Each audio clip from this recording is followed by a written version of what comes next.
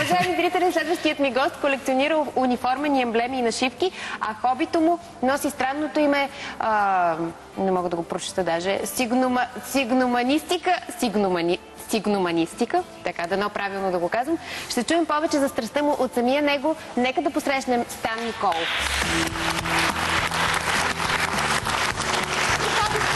Дума, не можа ли да се измислиш? Заповядай! Сигноманистика. Правилно го казвам, нали така? Сигноманистика. Ето, виждате ли колко компактно момчето ти е избрало хоби?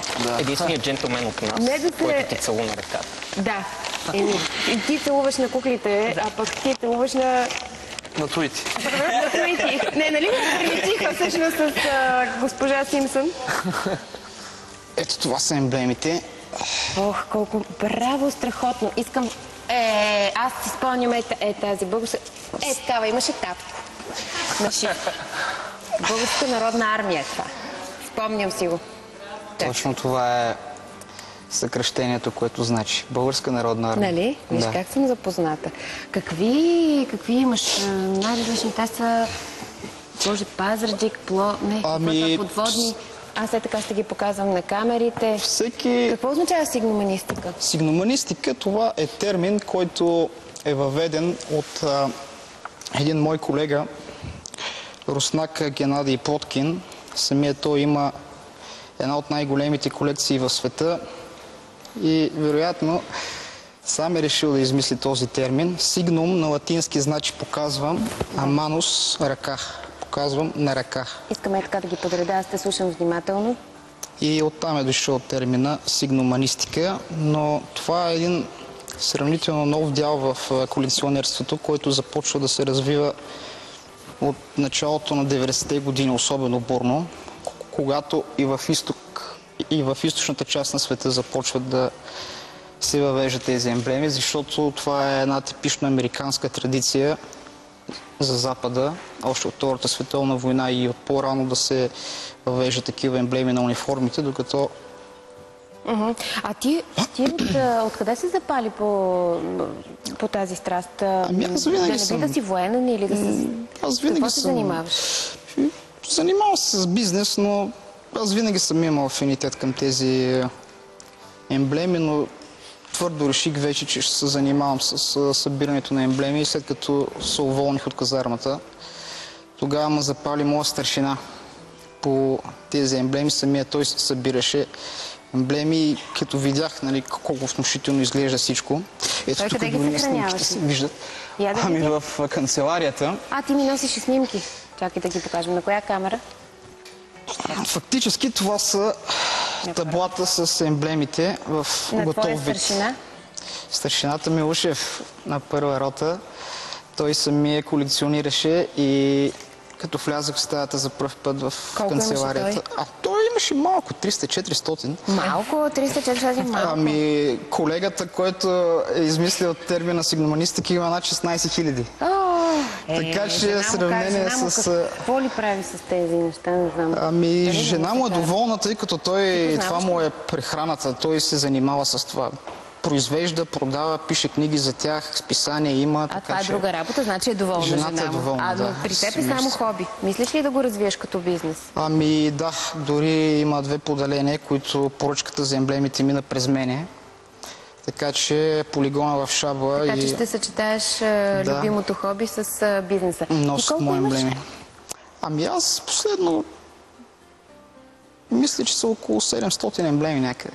Броиш ли ги? Ами броях ги докато бяха 200, 300, 400, 500. След това вече започнах да изпускам бройката. Взеха да идват и по много.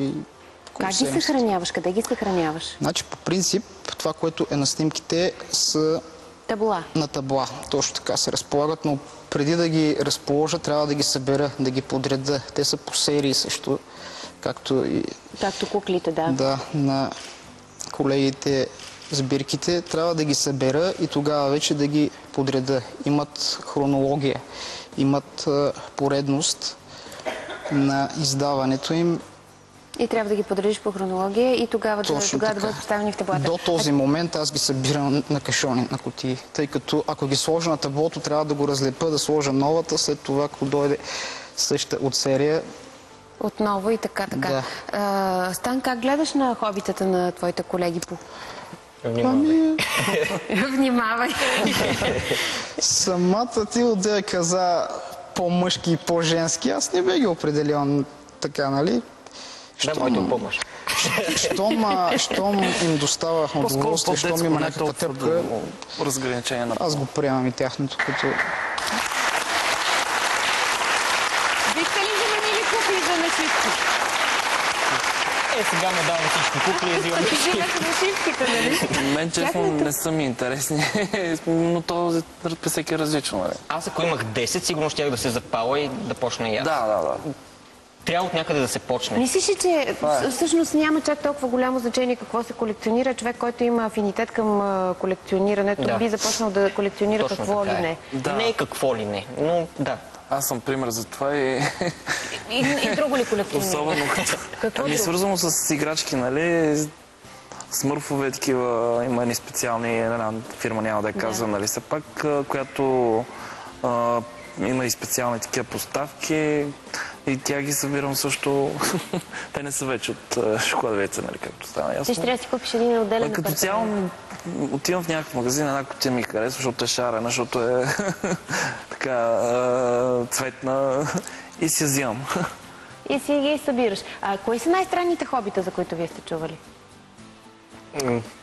Срам ме да кажа. Стига да кажи. Сега сподели. Но то е гадно по-скоро. Тогава по-добре. Колко гадно? Достатъчно.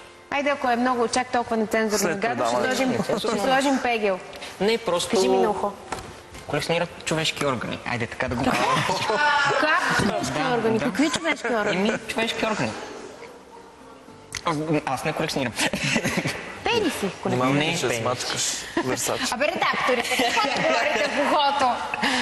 Хората, кой знае какво ще си помислят за мен? че е редактори. Имаме двама редактори, които само такива мръсни работи ми говорят в ухото. И се забавляват на мой гръб, на всичкото отгоре.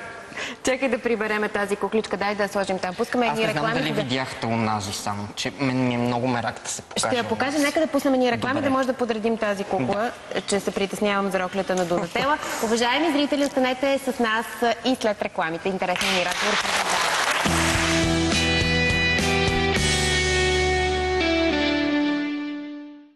Ловният сезон започва. Неуловимите.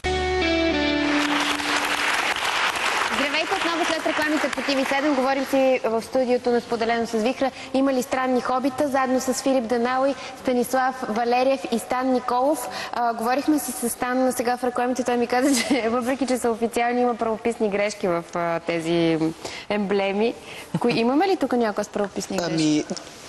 Случило се да донеса такава. Трябва да се обадим на производителите. Емблемата на МВР на комендатурата с прописната грешка комендантура. Такава Комендатура. Да, наистина, ето, вижте. български език такава дума няма, но тук има. Комендатура. Да, има също още една емблема на втора ескадрила МиГ-23 в Габровница. Там е написано ескадрила прихващачи. При положение, че е прехващачи. Прехват.